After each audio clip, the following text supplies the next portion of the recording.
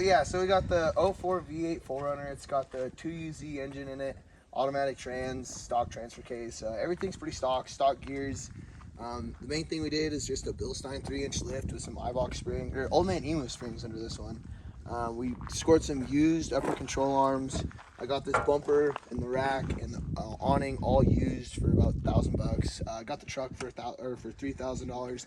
Built the sliders, built the rear bumper, and got the tent in a trade. So we're in this thing like right around $5 grand with rubber. So it is possible to get out here and do this for not $1 million.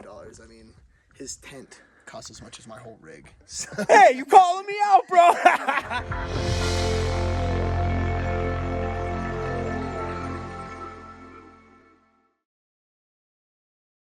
We've been following on Instagram for a few years now. Yeah, we're going back and forth pretty much since you started your YouTube. So we met up on Friday. You came to my camp spot and you were like, yeah, we can go through Ophir and we can go through Imogene Pass and do Telluride. And I'm like, like that's all like half the stuff I've like wanted to do here. Right. So we just did that. Luckily for us, we live here in Durango, Colorado. So we're 2.5 hours from home right now.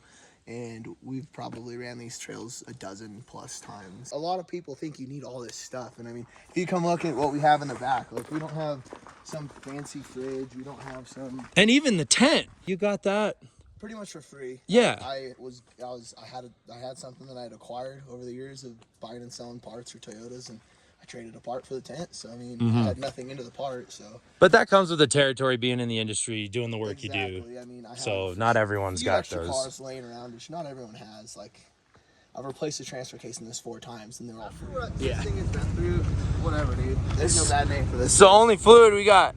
Gear oil. Is it gonna work? You putting it in your transfer case? Yeah, it's not near as thick as it should be. Wow. Okay. Cool. I guess some lube is better than no lube. Wherever we're. Hey, that's what she said. Literally, that's what she said. And we just got a basic stuff the back full of stuff and stuff the dogs in the back seat kind of setup here. I mean, yeah, really and cheap cooler and.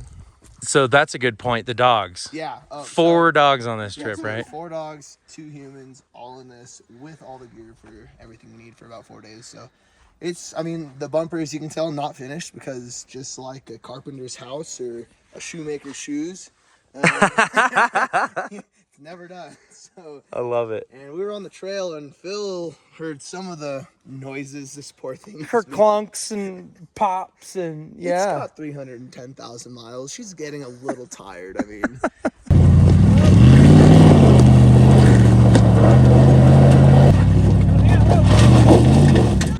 She knocks on startup when it's cold, but I mean, it's still a reliable truck, and I drive it across the country on flat paved roads, but I'm not sure how much longer I'm going to neglect all the maintenance this poor thing needs. We've had it for 4.5, 5 years, put 100,000+ miles on it, seen 15 states. We used to car camp out of the back, and we only had 2 dogs, but now we have a wolf pack, so it's a mandatory thing. There'd be no way. I mean, other than that, we cut the crap out of the fenders. We bashed the pinch welds and cut the pinch welds to clear the 35-inch tires. Unfortunately, Toyota doesn't see things quite like Jeep and can't just fit 40s on stock freaking fenders. Hey, I'm having some fitment issues, but yeah, you had to cut your slider. I got some used upper control arms. They're uniballs and Heims, so I could push my tire further forward in the wheel well. But I mean, we still had to bash the pinch weld. We had to chop the body mount, and it's definitely, I mean, the fenders are gone, the fender flares. So definitely took a few fitment issues, but a little bit of cutting. We got it dialed. Provides good shade for the dogs. Yep. That's for sure. Absolutely. But yeah, this has been really cool to see this thing in action. Yeah, CBI is the front bumper. Yep, CBI front bumper. We got a Smitty built 9K in there. We got the Gobi rack and the Gobi ladder, so all that's super steezy, and we got it, like I said, we got all that off of a parts 4Runner. We bought the 4Runner for $1,000, so if you want to, I made money on the 4Runner, but you can call the $1,000 for the bumper, the rack, the awning. I don't know if anyone's got their calculator out. It's okay. No, this has been a great rig, and I mean, it's awesome. I got the wheels used and on a trade, so I didn't pay anything for those. And running the cheap Kenda Clever ATs, they're $800 shipped for 35s. I mean, yeah, and it's done everything but like a couple things Phil did, you know. We'll not talk about that. Purpose-built truck, tons and 40s. I've been torn whether I'm gonna go long travel or tons and 40s. I got tons sitting at the shop, and Phil sold me. So Nice. check back in a year. We'll be on Yes. tons and 40s. It will not be so budget anymore. Yes, that'll be so great. So the rooftop tent, like you guys are both up there, that's been comfy. Oh, super. You guys comfy. like that? I mean, definitely. I'm inspired by you to get a hard shell tent. Just like the other night, we were getting to camp. I'm unzipping the canvas, and Phil's just over there. Click, click, click, click.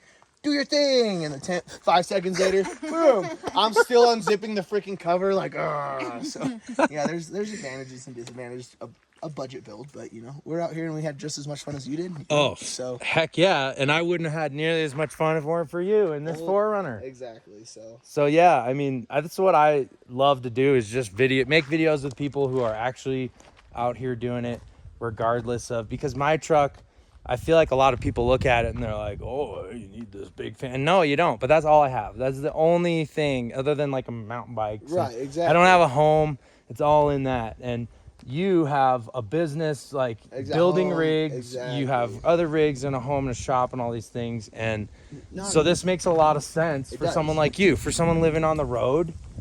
Well, you might want to get some things, you know, tuned up. Well, if you reference my first camper, I like spared no expense. Lockers, full lift, like everything you could think of that you might want on the road. Dual AGM batteries, and that was the best at the time. That was 5 years ago. Lithium ion was still unattainium. I mean, yeah, thousands of dollars for lithium ion. So like it was a Tacoma Chinook that we built, and I mean it had a rear locker, full lift. I mean everything was rebuilt, timing belt done. We haven't done a timing belt on this in 100,000 miles, and I bought it that way. So Nothing glass. just the neglect that I put into my own rigs isn't what I put into my rigs at work.